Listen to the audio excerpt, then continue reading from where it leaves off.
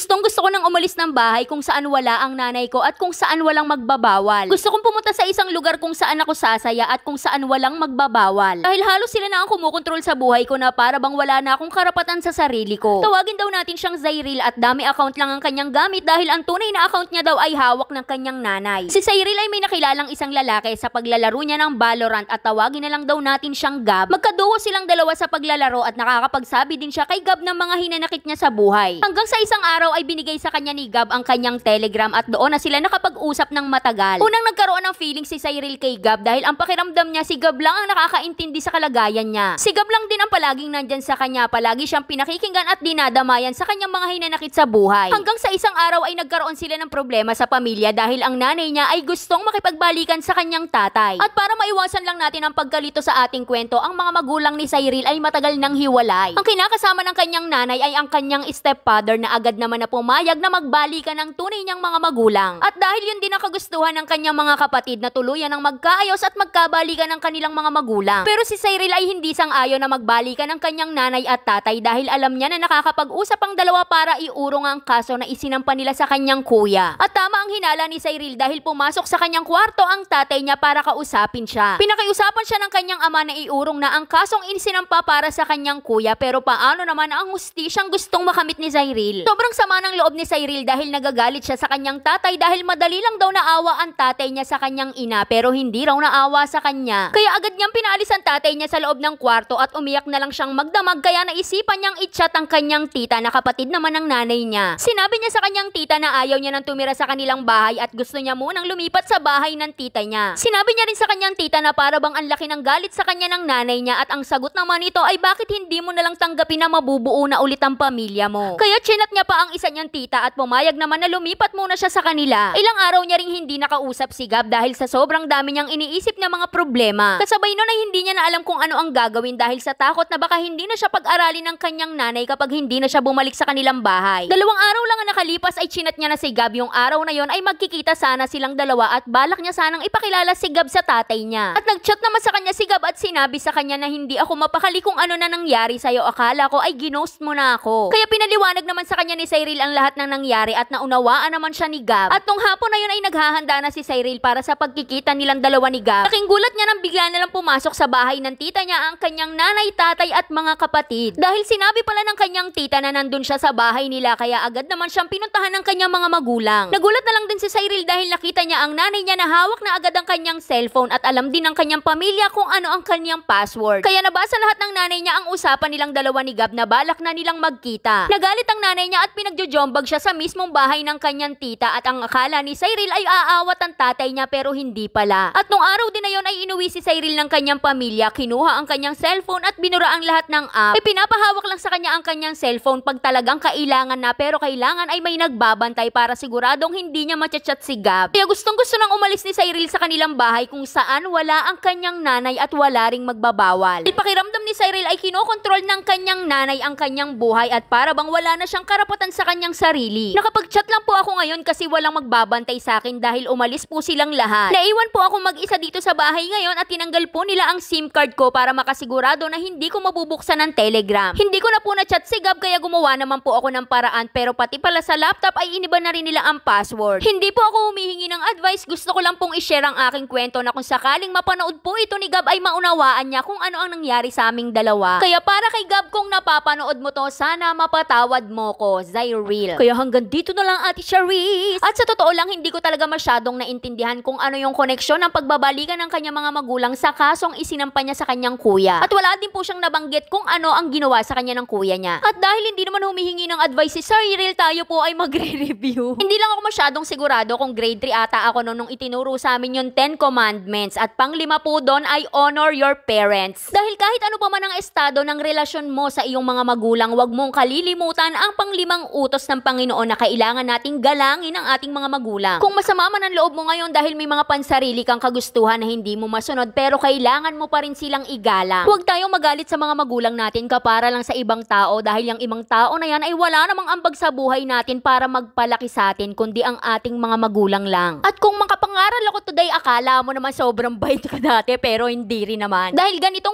din yung takbo ng isip ko noon nung pinagbabawalan ako ng aking mga magulang. Dahil naunawaan ko lang lahat ng sinabi nila sa akin noon nung ako ay naging nanay na. At in fairness, mas mahigpit po ako kaysa sa kanila. Kaya palagi natin tatandaan na hindi habang buhay tayo ay buhay din sila. Kaya para sa mga gustong sumulat, dito lang po yan sa ating Facebook page na Saycarp. Huwag kalimutan mag-follow para updated ka everyday. Kaya shoutout muna kay Edna Sangasin, Darin Sarmiento at Lunar Windy Polly. Shoutout na rin kay Jonel Labajo. Kaya yun lang. Like, share para alam mo na namin bukas. Bye-bye!